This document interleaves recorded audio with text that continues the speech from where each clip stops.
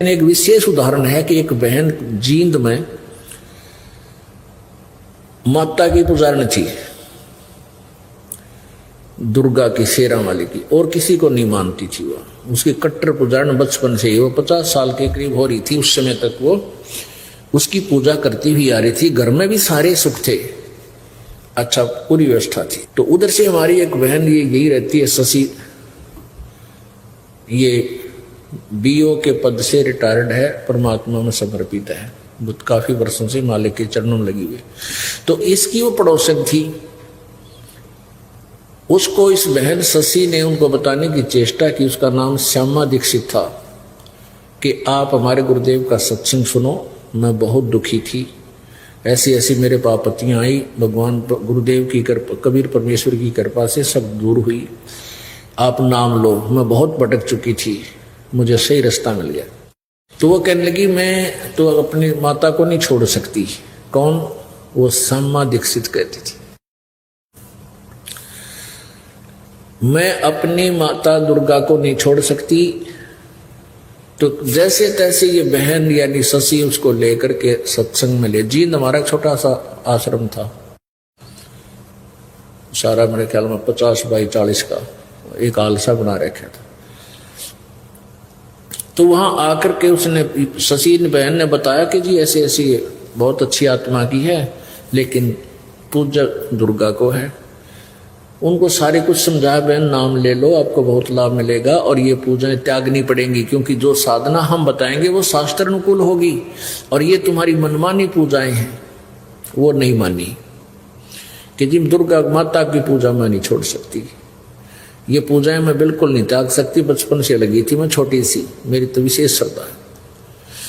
चलो कोई बात नहीं, हम क्या बताएं, हमने तो अपने नियम दिए, बता भक्ति करनी है तो ऐसे करनी पड़ेगी। तो वह चली गई। फिर क्या हुआ कि 1 वर्ष के बाद वो फिर आई इसी बहन शशि के साथ। फिर उसने आप बीती बताई। क्या बताई कि एक दिन मैं, उनका जो है ना उस मकान है, इस जींद के अंदर एक मकान था उनका, कोठी थी अर्बन स्टेट में।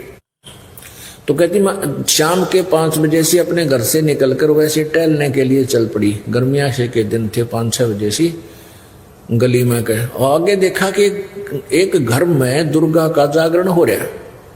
मेरे तो घीसा गल गया, और मैं उड़ जाकर बैठ गई। वहां 50-60 भगतनी और भगत बैठे। मैं सबसे पीछे गई थी, पीछे नंबर आया लास्ट में, वहां बैठ गई। एक औरत में वो ऐसे अचेत सी पड़ी थी, एकदम जागृत हुई, आरती चल रही, फिर एकदम जागृत हुई, आरती बंद होगी, एकदम उठी वो, उसने आवाज लगाई कि श्यामा सामने आ जा, श्यामा तू मेरे पास आ जा, मेरी खास भगतनी है। अब श्यामा ने सोची मैं तो पहली बार गई हूं, आज मेरा जिक्र कहां से आ गया, कोई और श्यामा होगी। वह नहीं उठी। 2-3 बार जब वो बोल ली उस औरत, वह औरत जो वहां लेटी हुई थी अचेत सी एकदम जागृत होकर के, तब एक ने खड़ा होकर कहा भी जो श्यामा है वो आगे आ जाओ, माई बुला रही है, दुर्गा बुला रही है। कोई नहीं उठा। तो फिर मैं खड़ी होगी, हाँ वो माई कहती है जो जिसमें वह बोल रहा था वह भूतनी, कि आ जा तू, तुझे बुला रही हूं, तू मेरी 1 नंबर की भक्तनी है। तो अब श्यामा बोली मेरा तो जी सा आ गया कि देख इतने भगत बैठे और माई ने मुझे बुला लिया, तो मेरी भक्ति सही है। तो माई वह दुर्गा कहने लगी जो उसमें बोल रही थी भूतनी, कि श्यामा तू मेरी 14 महीने अखंड जोत लगा दे, तेरे वारे न्यारे हो जाएंगे। तो मैंने उस कहा जैसे आपका, और मौज थी घर में, जो आपकी आज्ञा कर दूंगी। अब 3 तो गाड़ियां थी उनके पास जो किराए पर लगा रखी थी। एक औजरी की दुकान थी मेन बाजार में, और एक ऐचरी का कारखाना था, वो अलग था, यानी खूब बढ़िया गुजारा था। और तेरे पास आपत्ति आने वाली है, नहीं तो तेरे पास आपत्ति आ जाएगी, और तू 14 महीने मेरी अखंड जोत लगा दे, तेरे वारे न्यारे हो जाएंगे। वह बोली मन तो सांझन शुरू कर दी, ना धो गए, और चल कर दी शुरू। उन 14 महीना में हमारा सत्यानाश हो गया, सर्वनाश हो गया। वो कहती है उन 14 महीने में हमारा सर्वनाश हो गया, ऐसी आपत्ति आई, ऐसा घाटा पड़ा कि वो ऐचरी का कारखाना बिक गया, औजरी की दुकान गिरवी होगी, तीनों गाड़ी बिक गई, और लोन लिया हुआ था कोठी पर, हुआ बैंक वाला ने नीलाम करने की सोच दी। और फिर भी बुद्धि भ्रष्ट में माई ने ना छोड़ूं, सपने में माई दिखाई दी मुझे साक्षात अष्टांगी। उसने कहा कि श्यामा तेरी समस्या, तेरी आपत्ति टालना मेरे बस की बात नहीं थी, ये मेरी बस से बाहर थी। अब तू वहीं चली जा, कबीर परमात्मा की शरण में चली जा, जो तेरी सहेली तुझे लेकर गई थी, वहीं तेरा समाधान हो सकता है। कहते हुए सुबह उठते ही शशि के पास आई, इस बहन के पास हमारी उपदेशी थी, इससे आकर कहने लगी बहन मैंने नाम लेना है आपके गुरुजी थे। तो शशि कहने लगी ठीक है चल। तो मैं इस दास ने जाना था शनिवार को, वहां पता था भक्तों को लग जाता था, 10-20 वहां घर होते थे हमारे शुरुआत में नाम लिए हुए, उनको बता दिया करते अब इसके नाम गए गुरुजी। तो उस दिन मैंने जाना था, किसी कारणवश मैं नहीं गया वहां पर। तो उस दिन जिस दिन इस दास ने जाना था सारा दिन इंतजार किया, अगले दिन फिर जाना था, अगले दिन भी नहीं जान पाया मैं, उस दिन भी उसने इंतजार करके घर आएगी। तीसरे दिन पहुंचा तब उसने कहा जी, शशि बहन ने कहने लगी क्या नाम ले होगी जी। मैंने कहा मैं पहचान लिया वही बहन है। मैं कहना बहन टर्म एंड कंडीशन आज भी वही है हमारी, वो पूजाएं तो क्या करनी पड़ेगी जो शास्त्र विधि रहित करती थी। श्यामा बोली जी मैं पक्का मन करके आई हूं और त्याग दूंगी। फिर सारी कहानी उसने तब बताई, उपदेश ले लिया। अब पुण्यात्मा उसमें उसको 30 लाख का नुकसान हो गया था, 30 लाख का। और फिर परमात्मा ने धीरे धीरे ऐसी रजा बख्शनी शुरू की, उस पर रोज नए नए सुख दे। और उसके पति की कैद हो गई थी, वो लोन किसी चक्कर में लोन ना भरने से या किसी कारण, तो परमात्मा ने रजा बख्शी, उसकी जमानत होगी और नौकरी लग गया। दोनों बच्चे धीरे धीरे नौकरी लग गए, यानी पुनर्स्थापित हो गए और वो कर्जा भी ढीला हो गया। अब वो बहुत गुण गाती है। मैंने उस श्यामा से कहा बहन एक बात बता, यदि तू उस दिन नाम ले लेती जो पहली बार आई थी, तेरा 30 लाख का नुकसान नहीं होता, हो सकता 30,000 में टल जाता। और यदि नाम लेते ही ये 30,000 की हानि तुझे हो जाती तो नाम त्याग देती। क्या कहती कि मैंने माता छोड़ दी इसलिए मेरा 30,000 का टोटा हो गया, और ये तेरे को वरदान समझ ले कि तेने उसके नाम ना लिया, ये 30 लाख का टोटा तेरी माए दोहरा हो लिया। और जय मालिक की शरण माने से 30,000 का भी हो जाता तो इस भक्ति ने भी त्याग देती और 84 लाख योनिया में कष्ट उठाती। और ये कष्ट ये टली थी परमात्मा की कृपा से। 30 लाख का नुकसान 30,000 में टल जाता, ये टलाता था भगवान की वजह कृपा से। और तू न सोचती मैंने माता छोड़ दी इसलिए 30,000 का टोटा हो गया, क्योंकि वो ज्ञान समझ चुकी थी। कहने लगी जी भगवान करे ऐसा टोटा पहले आ जाता बढ़िया था, यानी ईसा घाटा में अच्छा है हमें भगवान मिल गया, आग लगे से धन करियो फिर पूर्ति कर दी दाता ने, लेकिन ये भक्ति और ये भगवान मुझे जिंदगी में नहीं मिल सका था। तो पुण्यात्माओं कुछ ऐसे अनजान भक्त होते हैं नाम लेंगे, अगली बार क्या बताते हैं जी नाम लेते मतलब बीमार हो गया, बालक भी बीमार हो गए, सारे इंजेक्शन लग गए। तो उनको इतना ज्ञान की कमी है। परमात्मा का नाम ले पास जान जानी हो कुणबे में किसी कुनबाई गाड़ी होनी हो और 2 दिन बुखार आ गया कि बिजली गिर गई, तो ऐसी सोच बन गई हमारी। जब हमें ज्ञान पूरा होगा, इसलिए दास कहता है कि उपदेश भले ही बाद में लो, पहले ज्ञान खूब सुनो, पुस्तक ले जाओ, सीडी ले जाओ, सुनो इनको अच्छी तरह और मन बनाओ इसके ऊपर और फिर उपदेश लो। क्योंकि काल क्या चाहता है कि ये परमात्मा कबीर जी से हटाना चाहता आपको किसी प्रकार भी। 100 बेचारे लाए, क्योंकि तो सारा यहां से आप जाते ही सारे काल के पुजारी मिलेंगे, यानी अनुपासक, या कोई नहीं उपासना करता, चाहे वह कितने ही नेक आदमी हैं, लेकिन भक्ति उनको ज्ञान नहीं, इसलिए वो आपको मिसगाइड ही कर सकते हैं। और ज्ञान तो आपको यही मिलेगा, या अपने आपके भाई बहन भक्तों के पास ही मिलेगा। तो इसलिए आपको रह रहकर सत्संग में आने के लिए प्रेरणा दी जाती है, प्रार्थना भी की जाती है कि ज्यादा से ज्यादा सत्संग अटेंड किया करो। तो पुण्यात्माओं, ऐसे है कि संत शरण में आने से आई टले बला, और जय मस्तक में सूड़ी हुआ काटे में टल जा। तो वह बहन भी कह रही थी कि जी यदि बिल्कुल सचमुच अगर मुझे 30,000 पहले मैं नाम ले लेती, अरे ये टोटा होना था 30 लाख का, और ये हो गया 30,000 का भी हो जाता, मैं भक्ति नहीं करती आ पाड़ी, कति छोड़ जाती, क्योंकि मेरे तो पक्की नौजत रही थी, आज तक मुझे को हानि नहीं हुई मेरी माता की पूजा करते करते, लेकिन वो संस्कार मिल रहा था, आपका पूर्व जन्म की मलाई थी, वह जब तक पुण्य चले तो पुण्य था ही, पाप शुरू हो गए तो नाश हो गया, खट्टा कुछ नहीं कर सकी वह माता तेरी। और कहने एक और बात कह रही थी कि अगर माता मुझे आकर सोपन में ना कहती, मैं फिर भी आपके पास नहीं आती। देख कितने कर्म फोड़ दिए काल ने हमारे, हम कितने आसक्त कर दिए, कितनी श्रद्धालु, कितनी अच्छी आत्मा थी जो अपने इष्ट से हटना नहीं चाह रही थी। और लेकिन कहते हैं परमात्मा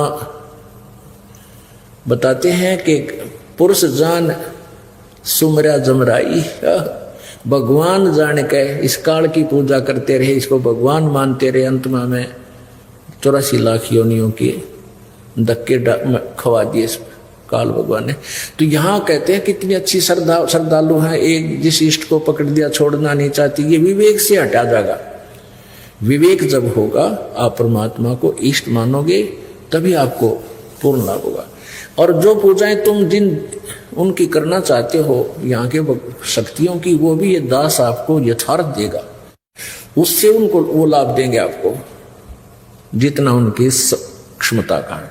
लेकिन जन्म मृत्यु कर्म पाप कर्म का दंड संस्कार प्रारब्ध कबीर परमात्मा के अतिरिक्त कोई चेंज नहीं कर सकता आपका।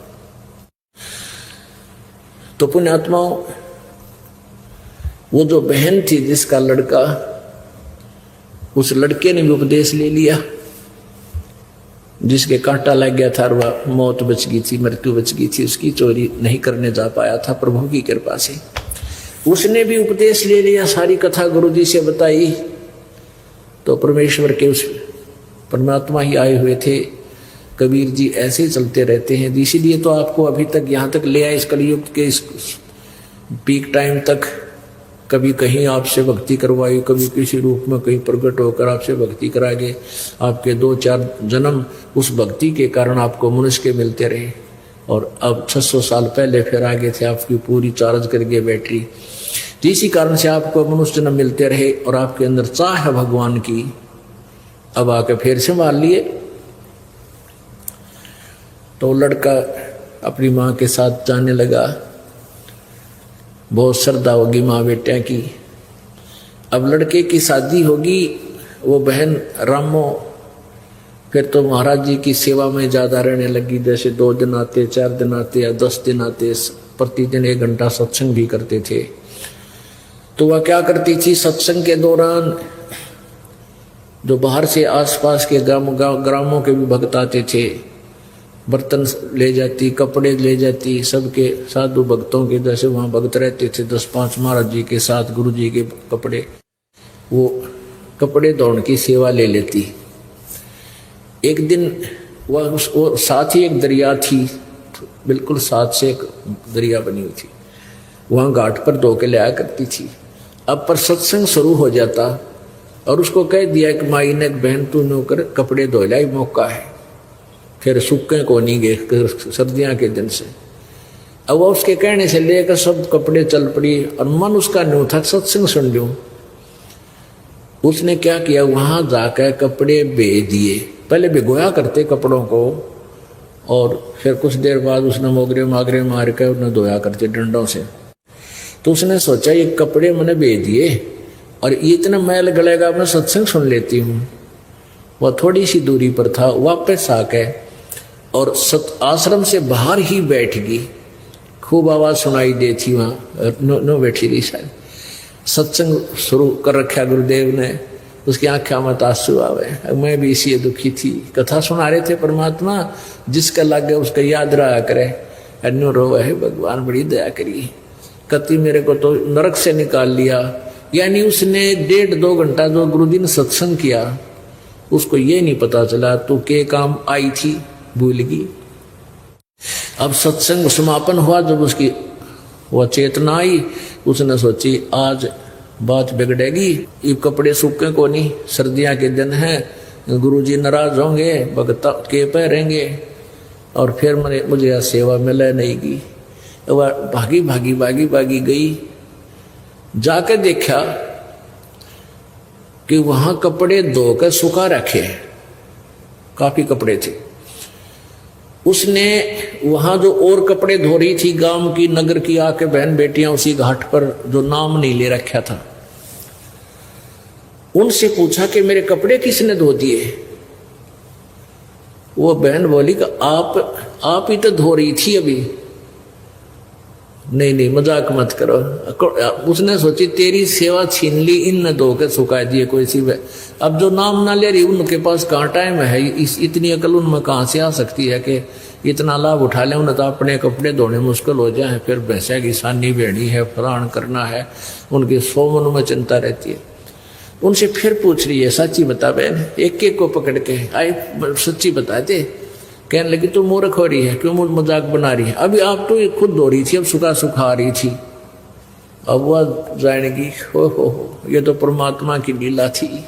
अब परमात्मा ने आके उस बहन का रूप बना के और सारे कपड़े धो के सुखा दिए, और वो सूखे कपड़े की गठड़ी बांधे आवे। एक और देखे थी बहन, उसने शिकायत कर रखी अंदर आश्रम में गुरुजी को, गुरुजी आरामो है ना, या तो जमाने कमी होगी, इसने सुख घना हो गया। मैं सेवा दी थी कपड़े धोने की, यहाँ बैठी बैठी बाहर सत्संग सुन रही थी, अब गई है दौड़ी दौड़ी, कब ये सूखेंगे, कब आप पैरोगे, ऐसे वह कह रही। इतने में गठड़ी बांध के सारे कपड़े ले आई और ला के जिनको पता नहीं था वो कहने लगी इतना शर्म नहीं आई, वो टोंट कस रही है अंदर बढ़ते ही, ये कब सूखेंगे, तू ही गई है। फिर उसने सारी कथा बताई कि महाराज जी के सामने रो पड़ी पड़ के, एक परमात्मा आप इस दासी का रूप बना के कपड़े धो के सुखाए, महाराज मैं तो यहाँ बैठी बैठी सत्संग सुनो थी। तो उसने सारी कथा सब बहनों को बताई, औरों को भी दृढ़ विश्वास हुआ। तो पुण्यात्माओं, ऐसे कृष्ण जब होने लग जाते हैं भक्तों के साथ और ज्यादा श्रद्धा बढ़ जाती है परमात्मा में, तो परमात्मा ऐसे लीलाएं किया करते हैं और इसीलिए परमात्मा की चाह हमें बनती है। अब देखो उसने स्टार्ट की, धीरे धीरे इतनी श्रद्धा बढ़ गई उस बहन की, घर जाना, घर भी बच्चों को संभाल दिया, बेटा करो अपना काम, सत्संग के दौरान मैं तुम्हारे पास नहीं आ पाऊंगी। बेटा भी लायक नहीं, छोड़ की दया होगी उसके ऊपर है, क्योंकि उसको भी ऐसा झटका दिया। तो परमात्मा जब चाहे तो सब कुछ कर सकता। सतगुरु जो चाहे सो कर ही, 14 कोट दूत जम डर ही, ऊत भूत जम त्रास निवारे और चित्रगुप्त के कागज पाड़े। परमात्मा सब कुछ कर सकता है। तो परमेश्वर जब आते हैं अपनी लीला बताते हैं कि परमात्मा को भूल कर ये प्राणी अपने जीवन को कैसे व्यर्थ करता है, और जब इस पर आपत्ति आती है तो भगवान को याद करता है, आपत्ति टल जाती है तो फिर गुट्टी ने याद करे, शराब याद करता है, बकवाद याद करता है, कितना ताश खेलता है, कहीं सिनेमा में देखता है। तो परमात्मा क्या बताते हैं कि भाई मानुष जन्म दुर्लभ है, मानुष जन्म दुर्लभ है, ये मिले न बारंबार, तरवर से पत्ता टूट गिरे वो बहोर न लगता डार। मानुष जन्म दुर्लभ है, ये बार बार नहीं मिलता। जिस प्रकार वृक्ष से पत्ता टूट जाए दोबारा स्थापित उस टहनी पर नहीं हो सकता, ऐसे ही आप जी जब इस परिवार से छूट जाओगे, चले जाओगे, आपका देहांत हो जाएगा, आप ऐसे बिछुड़ जाओगे जैसे वृक्ष से पत्ता टूट जाता है, दोबारा नहीं आ सकता। तो पुण्यात्माओं, परमात्मा ने इसके लिए क्या बताया है? पानी की जल बूंद से साज बनाया जीवे, अंदर बहुत अंदेश था, बाहर भूल गया पीव। पानी की जल बूंद से साज बनाया साच, राखन हारे राखिया जठ रगनी की आंच। परमात्मा हमें क्या याद दिलाते हैं? प्रभु ये याद दिलाना चाहते हैं कि जब तू माँ के पेट में था, जब तू बालक रूप में माँ के पेट में था, उस समय तुझे चेतना थी कि मैं किस कारण से इस गर्भ वाली कैद में फंसा हूं। और उस समय आप जी को यह भी याद था कि मुझे पहले भी बहुत मानव जीवन मिले हैं। उन मानव जन्मों में मैंने परमात्मा की यथार्थ भक्ति नहीं की, सही संत मुझे मिले नहीं, और जीवन व्यर्थ करके मैं चला गया। फिर किन किन योनियों में किस प्रकार के कष्ट मैंने उठाए। तो उस माँ के पेट में भी इसको बहुत पीड़ा होती है। नीचे को सिर होता है, ऊपर को पैर होते हैं। और माता जब खट्टा मीठा खाती है, आहार करती है, नमक खाती है, तो उसका उस कच्चे बच्चे के कच्चे शरीर पर एक ऐसी चुभन होती है जिस कारण से वो मचलता है, पेट में ऐसे घूमता रहता है।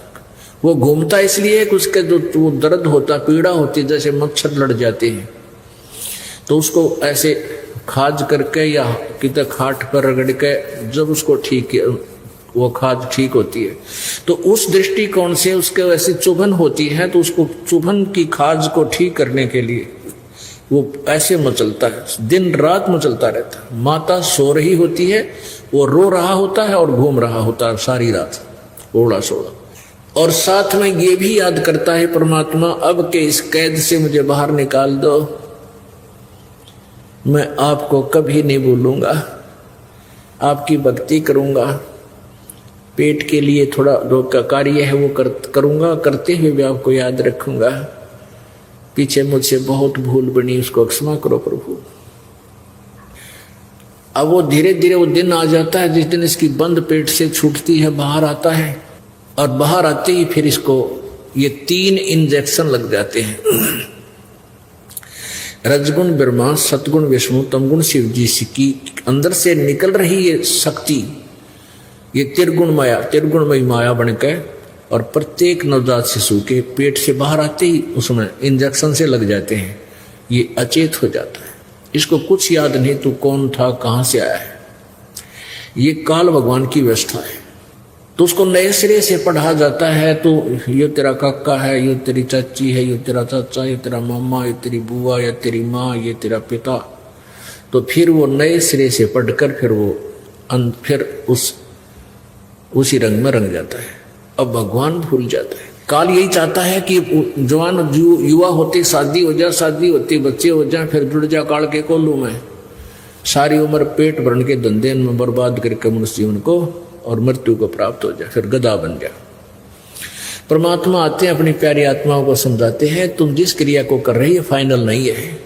इस क्रिया के, इस क्रम के साथ साथ आपने एक आवश्यक कार्य भुला रखा है, परमात्मा की भक्ति का। आप पे आवे हैं, आप पे भगवान की में, आप पे परमात्मा है, और आप ही अपनी भक्ति के लिए अपने से अन्य भगवान बताकर आपको प्रेरित करते हैं। क्या बताते हैं?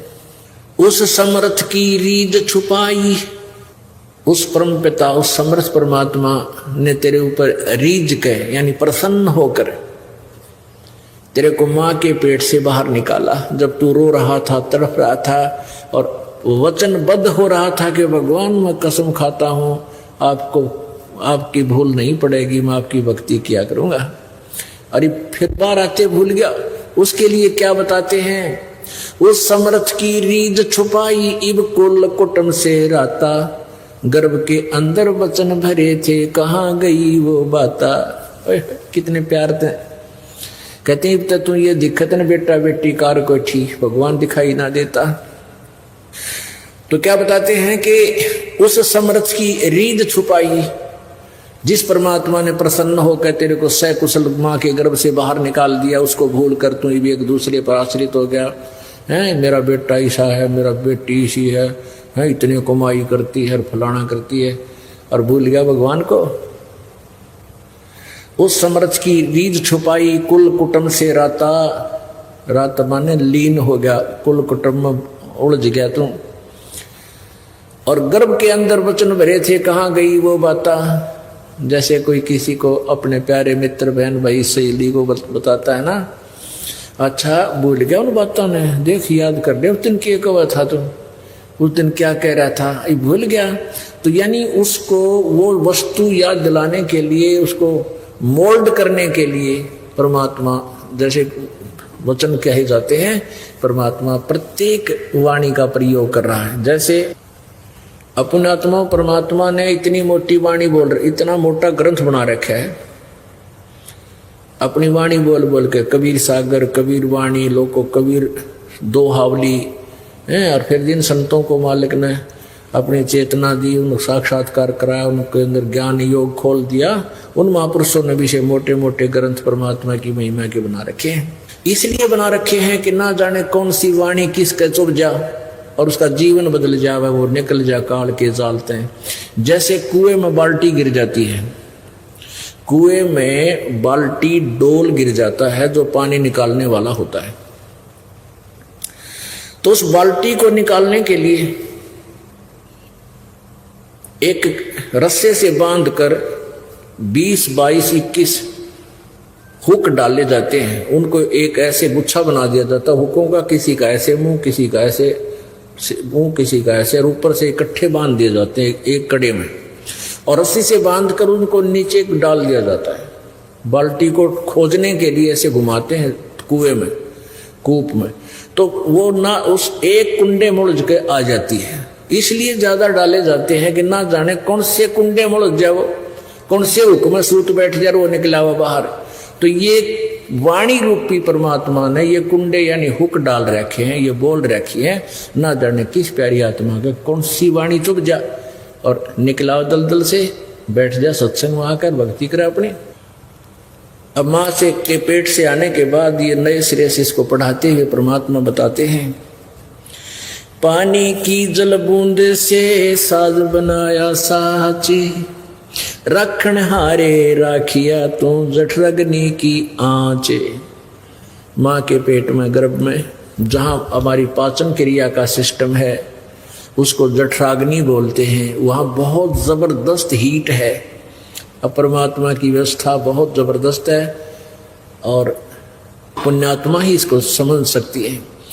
जहाँ पर भोजन हम जैसे रोटी आटा हमने जैसा भी पक्का कच्चा कर लिया, कई कच्ची सब्जियां भी खाते हैं, फल भी खाते हैं, और रोटी भी ये कच्ची पक्की ही होती है। इनको हम खाते हैं तो अंदर जा करके इनको दोबारा गर्म करता है, अंदर परमात्मा का एक सिस्टम है, और उनको इतना गर्म कर देता है कि उनको नए सिरे तो अलग अलग अंश बनाए जाते हैं।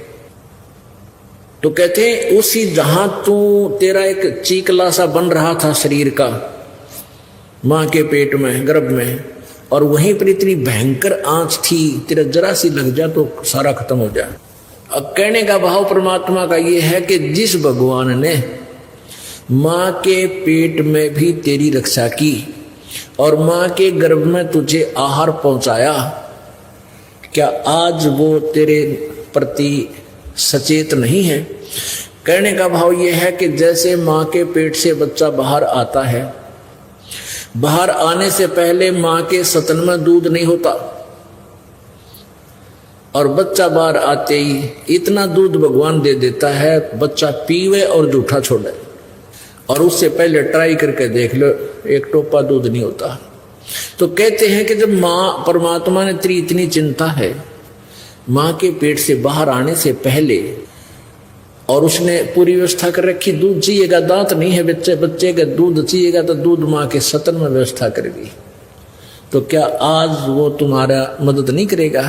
तुम अपने में सियाने बन के चोरी करके मिलावट करके बकवाद करके 1 मिनट की फुर्सत नहीं भगवान भजन की, तो इन बातों से मन हटेगा, इन बकवादों से, और समय निकलेगा भगवान से। एक समय एक माई के बच्चे ना होया करते, एक संत उनके द्वार पर आता था। माई ने काफी प्रार्थना की। एक दिन उस संत ने कहा कि माई तेरा संतान जब हो जा, भगवान सुन ले तेरी, तो पहली संतान पहला पुत्र मुझे दे देना, मैं अपने शिष्य रूप में रख लूंगा। उसने नो चिंता थी, तू बड़द होगा तेरी सेवा कौन करेगा, एक बालक बचपन से रंग दूंगा उसने अपनी रंग में, वो संसारिक में ना फंसेगा। तो माई वचनबद्ध होगी कि महाराज अगर मेरे 2 पुत्र हो गए तो पहला बेटा मैं आपने दे दूंगी। पक्की बात से